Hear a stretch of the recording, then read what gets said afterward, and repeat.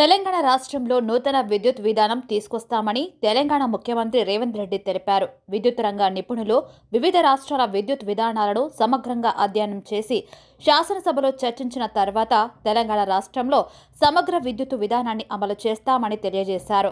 తెలంగాణ రాష్ట్ర సచివాలయంలో విద్యుత్ శాఖ అధికారులతో బుధవారం సుదీర్ఘంగా సమీక్షించారు. ఈ సమావేశంలో రాష్ట్ర ఉప ముఖ్యమంత్రి మల్లు భట్టి విక్రమార్క, మంత్రులు ఉత్తమ్ కుమార్ రెడ్డి, శ్రీధర్ బాబులతో కలిసి ఈ సమీక్ష నిర్వహించారు. ఈ సమావేశంలో విద్యుత్ వినియోగంతో పాటుగా 24 గంటల పాటు నిరంతర విద్యుత్ సరఫరా, విద్యుత్ సంస్థల ఉత్పత్తి, కొత్తగా ఉత్పత్తి చేయడానికి తీసుకోవాల్సిన చర్యల గురించి ప్రస్తావించారు. అంతేకాకుండా ఎన్నికల్లో ఇచ్చిన గృహజ్యోతి పథకానికి 200 యూనిట్లను అందించడానికి తీసుకోవాల్సిన చర్యలపై సుదీర్ఘంగా చర్చించారు.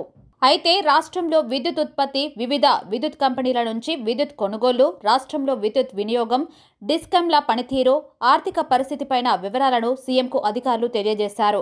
తెలంగాణ ఏర్పాటైన తర్వాత 2014 నుంచి ఇప్పటిదాకా విద్యుత్ కంపెనీలకు విద్యుత్ నియంత్రణ మండలి మధ్య జరిగిన ఒప్పందాలు, ఆ ఒప్పందాల్లోని అంశాలపై చర్చలు నిర్వహించారు. అంతేకాకుండా విద్యుత్కు చెల్లించిన ధరలపై సమగ్రంగా అధ్యయనం చేసి పూర్తి వివరాలను అందించాలని అధికారులను ముఖ్యమంత్రి ఆదేశించారు.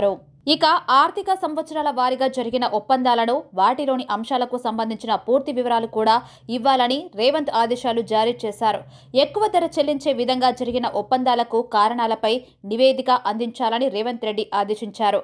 బహిరంగ మార్కెట్లో ఎక్కడ తక్కువ ధరకు విద్యుత్ లభిస్తుందో ఆ కంపెనీల నుంచే విద్యుత్ కొనుగోలు చేయాలని సీఎం ఆదేశించారు. ఇప్పటిదాకా సరైన విద్యుత్ పాలసీని రూపొందించకపోవడంతో వివిధ రకాల ఇబ్బందులు, సమస్యలు ఉత్పన్నమవుతున్నాయని అన్నారు. వివిధ రాష్ట్రాల్లో అమలవుతున్న విద్యుత్ విధానాలను అధ్యయనం చేయాలని, ఆ రాష్ట్రాల్లో విద్యుత్ పరిస్థితులు, మెరుగైన విధానం ఏ రాష్ట్రంలో ఉందో అధ్యయనం చేసి నివేదికలను ఇవ్వాలని సీఎం తెలిపారు.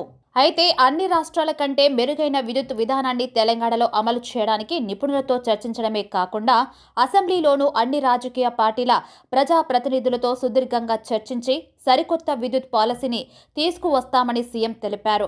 తెలంగాణ ప్రజలకు ఇచ్చిన మాట ప్రకారం రాష్ట్రంలో రైతులకు 24 గంటల ఉచిత విద్యుత్ను అందిస్తామని స్పష్టం చేశారు రేవంత్ రెడ్డి.